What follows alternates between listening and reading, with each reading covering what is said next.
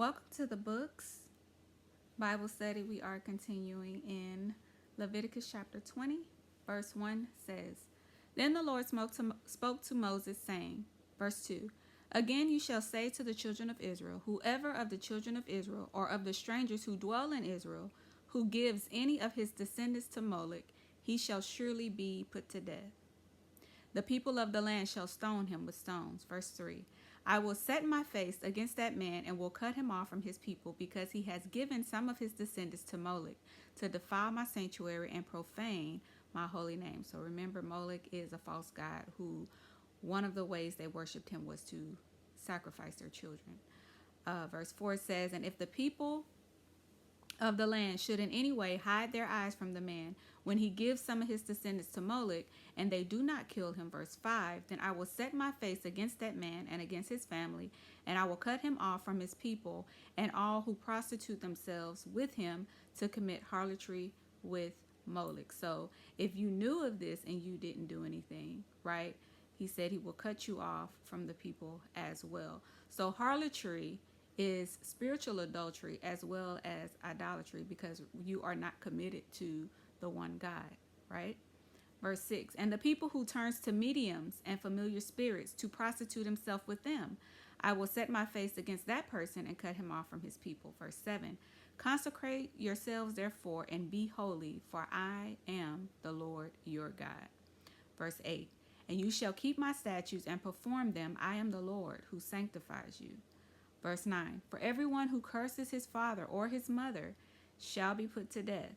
He has cursed his father or his mother. His blood shall be upon him. Verse 10, The man who commits adultery with another man's wife, he who commits adultery with his neighbor's wife, the adulterer and the adulteress shall surely be put to death. So here come the reasons why death is prescribed, right? And this tells you how serious God is about adultery, whether it is physical or spiritual adultery. Right? Verse 11 says, The man who lies with his father's wife has uncovered his father's nakedness, which we learned in the chapters before that means there's some illicit sexual act or sexual relations going on. It says, Both of them shall be put to death. Their blood shall be upon them. Verse 12, If a man lies with his daughter-in-law, both of them shall surely be put to death. They have committed perversion. Their blood shall be upon them. So perversion identifies a disorder in God's purpose for a thing, right? So it causes confusion by doing it a different way than what God said, right? Verse 13 says, If a man lies with a male as he lies with a woman, both of them have committed an abomination.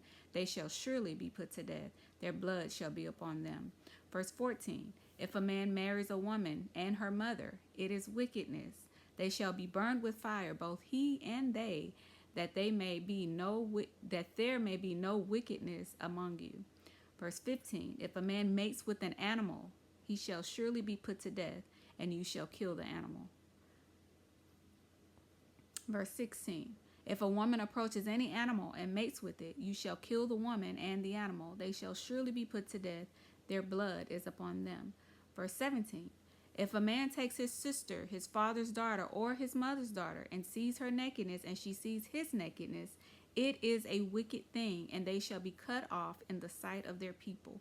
He has uncovered his sister's nakedness, he shall bear his guilt. Verse 18, If a man lies with a woman during her sickness and uncovers her nakedness, he has exposed her flow, and she has uncovered the flow of her blood.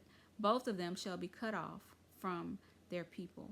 Verse 19, You shall not uncover the nakedness of your mother's sister nor your father's sister, for that would uncover his next of kin, his near of kin. They shall bear their guilt. Verse 20, If a man lies with his uncle's wife, he has uncovered his uncle's nakedness. They shall bear their sin. They shall die childless. Verse 21, If a man takes his brother's wife, it is an unclean thing. He has uncovered his brother's nakedness. They shall be childless. Verse 22, You shall therefore keep all my statutes and all my judgments and perform them, that the land where I am bringing you to dwell may not vomit you out. Verse 23, And you shall not walk in the statutes of the nations which I am casting out before you, for they committed all these things, and therefore I abhor them. So every single thing that we listed that God said for them not to do, This is what was already going on in Canaan, right? Verse 24 says, but I have said to you, you shall inherit their land, and I will give it to you to possess, a land flowing with milk and honey. I am the Lord your God, who has separated you from the peoples. Verse 25, you shall therefore distinguish between clean animals and unclean, between unclean birds and clean, and you shall not make yourselves abominable by beast or by bird or by any kind of living thing that creeps on the ground, which I have separated from you as unclean. Verse 26, and you shall be holy to me, for I, the Lord, am holy, and have separated you from the peoples that you should be mine.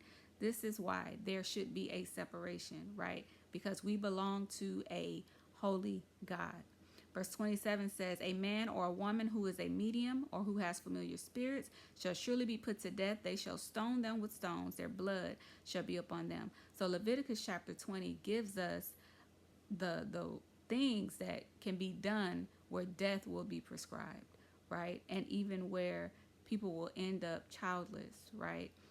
Depending on which thing they did against God.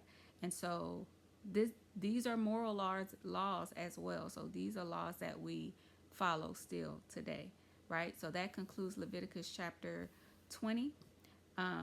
Stay tuned for Leviticus chapter 21. God bless.